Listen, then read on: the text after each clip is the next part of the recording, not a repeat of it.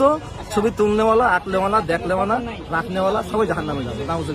তাহলে এখন যে আমি আপনার ভিডিও গ্রহণ করছি, মানে আমিও কি জাহান্নামী হব, আপনিও কি হবেন? হ্যাঁ, আমরা হারাম জেনে করতে হবে।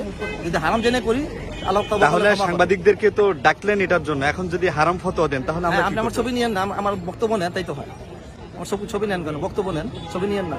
হাদিস শরীফে নিষেধ আছে, কোরআন শরীফে নিষেধ আছে ছবি তোলা, পানির ছবি তোলা, এটা করা যাবে না। ধন্যবাদ। তাহলে তো আপনারাও মানলেন না এটা, যেহেতু আজকে মানে ক্যামেরার সামনে আপনারাও কথা বললেন, তারাও বললো। কেন আমি ছবি নিতে বলছি আপনাকে?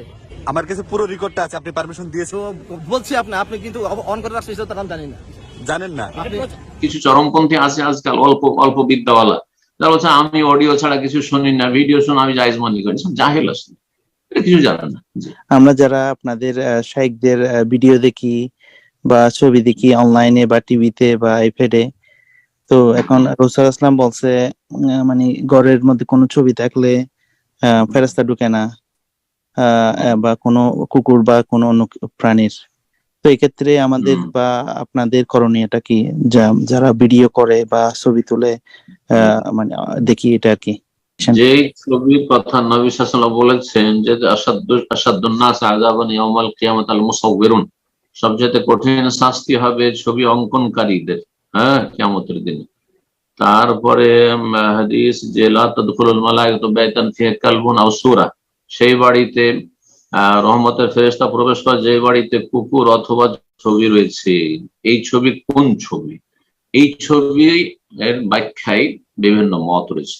তার মধ্যে যেটি সর্বস্বীকৃত মত বিলিজমা, সেটা হচ্ছে যেটা প্রতিমূর্তির আকারে, হ্যাঁ, দেহ বিশিষ্ট, যেমন স্ট্যাচু রয়েছে, আর তাতে নাক, হাত, মুখ সবকিছু স্পষ্ট, এই ধরনের যেগুলো, অথবা মূর্তি, হ্যাঁ, যেগুলি পূজা হচ্ছে অথবা পূজা হওয়ার সম্ভাবনা রয়েছে, অতি ভক্তি যেগুলি সম্পর্কে রয়েছে, যেগুলি সম্পর্কে অতিরঞ্জন বাড়াবাড়ি রয়েছে, এই ধরনের যেগুলো ছবি, মানে দেহ বিশিষ্ট আর কি, যেটা মানে যে ভাস্কর্য যেটাকে বলা হয়, এটা হচ্ছে বিলেজমা। তারপরে এই যে আজকাল ক্যামেরাতে ছবি করা, সেটা স্টিল ছবি হোক, সেই ছবি তার অন্তর্ভুক্ত কি না। শেখুল হাসান রাহমাতুল্লাহ বলছেন না, এই যে ক্যামেরাতে করেছেন এটা ছবি নয়, হাতে অঙ্কন করে যদি কেউ ছবি করে আর সেটা ভাস্কর্য নাও হয়, হাতে অঙ্কন করে করে একসময় করতো, সেই ছবিটা হারাম। কিন্তু এই ছবি নয় যেটা ক্যামেরাতে করলেন এটা, আর তার সেটাকে ধারণ করলেন, তো স্থির হয়ে গেল, সেটা স্টিল পিকচার হয়ে গেল, তো এটাও নাই। তাহলে এটা জায়েজ, জি এটা জায়েজ।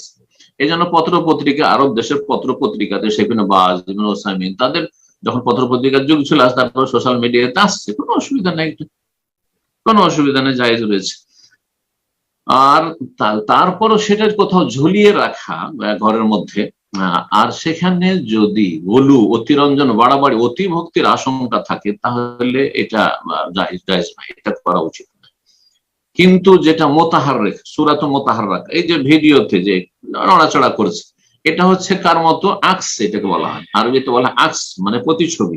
আপনি আয়নার সামনে, বা আমি যখন আয়নার সামনে দাঁড়াচ্ছি, কিন্তু আয়নাতে কিন্তু আমার ওখানে ছবি ভাসছে ওইদিকে, কিন্তু এই ছবি কি হারাম? যদি এই ছবি হারাম হইতো, তাহলে আয়না দেখা হারাম হয়ে যেত, আয়না দেখা তাহলে হারাম হয়ে যেত, কেউ বলবেন না এই কথা।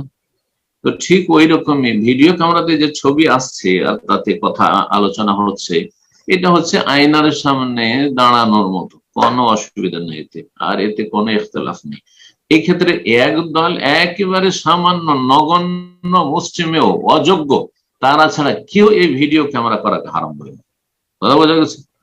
তো আশা করি বিষয়টি ক্লিয়ার হয়েছে। বারাকাল্লাহু ফিকুম। জি, তারপরে সেখানে এই ক্ষেত্রে যে ভিডিও হচ্ছে, সেই ক্ষেত্রে দেখতে হবে যে সেখানে এই ভিডিওতে যে আলোচনা রেকর্ড করা হচ্ছে, সেটার দ্বারা উপকার হচ্ছে মানুষ দিনের ক্ষেত্রে, পারিবারিক ক্ষেত্রে, সামাজিক ক্ষেত্রে, সমাজ গঠনের ক্ষেত্রে, গঠনমূলক কাজের ক্ষেত্রে উপকৃত হচ্ছে না ক্ষতিগ্রস্ত হচ্ছে। যদি ক্ষতিগ্রস্ত হয়, তখন ক্ষতিগ্রস্ত হওয়ার কারণে নাজায়েজ। যেমন কোথাও ধরেন বিয়ে শাদীর ভিডিও ক্যামেরা, যেখানে মহিলা পুরুষ একাকার, তাহলে হারাম, কারণ সেটা নোংরামি অশ্লীলতা। যেখানে গান বাজনা হচ্ছে আর ভিডিও ক্যামেরা হচ্ছে, তাহলে হারাম, কারণ গান বাজনা হারাম, জি, আর তাতে অশ্লীল গান রয়েছে আর মিউজিক রয়েছে, সেই জন্য হারাম। কিন্তু দিনের আলোচনা যদি হয়, তো শুধু জায়েজ নয়, বরং এটি সওয়াব, এটি হচ্ছে গুরুত্বপূর্ণ একটি দাওয়াতি সোর্স, মাধ্যম। তো সুতরাং এই ক্ষেত্রে কেউ যদি বলে যে না আমি কিছু চরমপন্থী আছে আজকাল অল্প অল্প বিদ্যাওয়ালা, যারা বলছে আমি অডিও ছাড়া কিছু শুনি না, ভিডিও শুনে আমি জায়েজ মনে করি, সব জাহেল আসলে, এটা কিছু জানে না। জি, আল্লাহ রাব্বুল আলামিন